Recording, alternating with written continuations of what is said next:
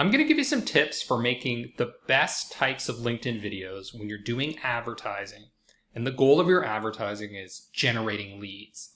Now, I'm not just talking about those kinds of leads where you trick people into giving you their contact information, like they need to fill out a form to access your ebook. What I'm talking about is real leads. So the kinds of leads that lead to sales qualified opportunities. So things where people request a demo, they request a consultation, they sign up for a free trial of your product or a pilot of your project. That's the type of lead generation that I'm talking about here. So if we think about videos, we can kind of cluster them into three categories. So at the top of the funnel, you might have some really creative videos that tell stories and really build brand awareness. And I'm a huge fan of those types of videos, but that's not what we're going to be talking about for the most part in this video. And then in the middle of the funnel, you might have another type of story that's a case study that talks about overcoming certain problems and how you went through the implementation, etc. But really what we're trying to hone in on here is specifically the bottom of the funnel when you're trying to get those meetings generated. And there are some different angles that you're going to want to take with these videos that are not necessarily the ones that you're going to employ when you're working in the top and the middle of the funnel.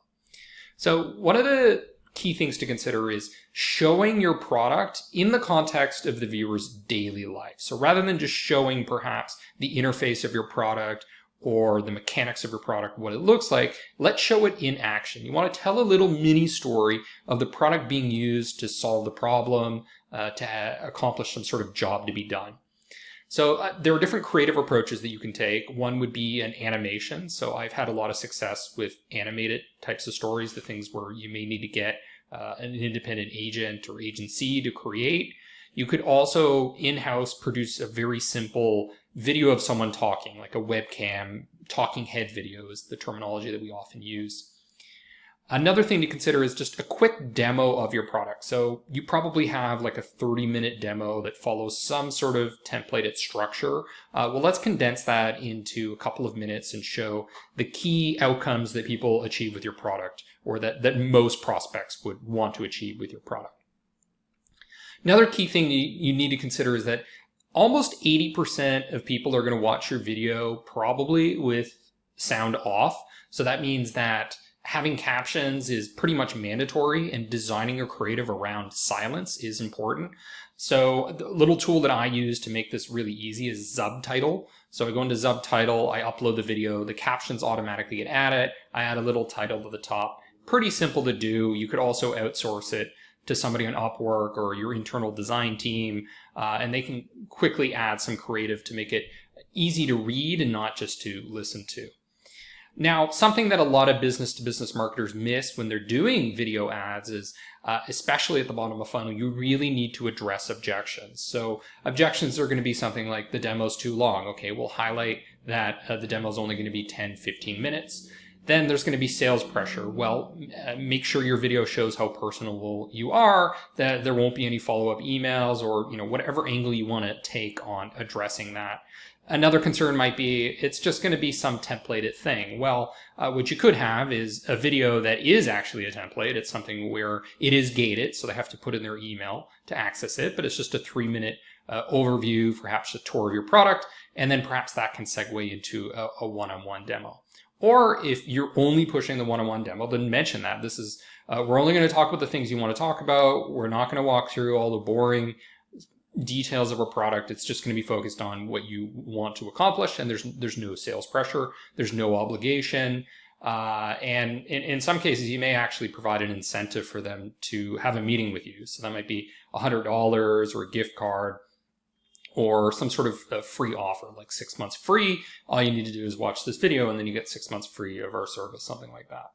A company that I think does this really well and does demand generation, account-based marketing, advertising and marketing in general is Metadata.io.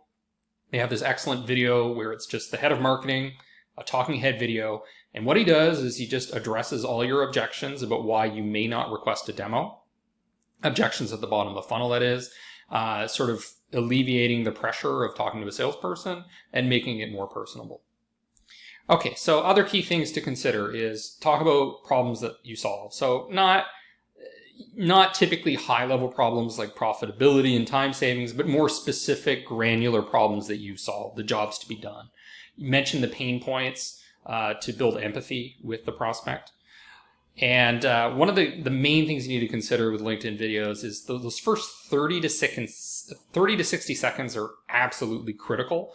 The rest is optional. So there's going to be diminishing returns when you get beyond a minute of the video.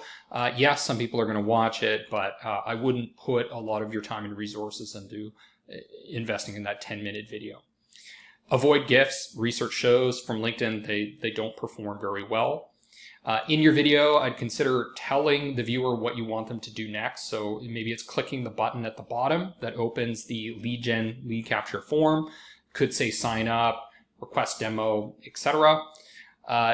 Another thing is when you're looking at the KPIs for your videos, don't focus on completion rates. Completion rates are actually negatively correlated with other key parameters you're going to be considering. So for example, the fact that somebody didn't finish the video may mean that they've already made up their mind that they want to request a demo. I've had similar situations with job interviews, for example. Job interviews cut short and I thought, okay, well, I didn't get the job. They don't think I'm a good fit.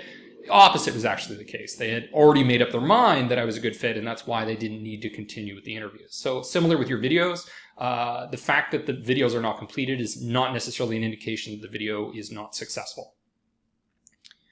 Okay, another key thing you need to consider, because when we're doing the bottom of the funnel, when we're doing lead generation, getting meetings booked, etc., you're not just selling the product or the service, you're selling the offer itself. And the offer is that consultation, that free audit, that free demo, that free trial, that pilot project, whatever it is. So for example, it's a free consultation. Talk about the benefits they're going to walk away with from that consultation, because there are benefits, there are things that people gain from the offer that perhaps are independent or can be phrased differently than the benefits of the product itself. Another example would be if you have a free trial, talk about what they're going to be able to accomplish within the trial period. So if it's a 14-day trial, hey, within those 14 days, here's what you're going to be able to do. You're going to be able to produce 4 videos, or you're going to be able to solve X, Y, and Z. Okay, and my last recommendation is, if it's possible, what I would do is try to come up with a unique offer. So not just a generic sales conversation, sales meeting, demo. I'd try to see if you can make it something special, like an industry-specific audit for a specific audience, or review, because people are going to be much more tempted to take you up on your hard offer if they feel like it's been customized or has some special relevance to them.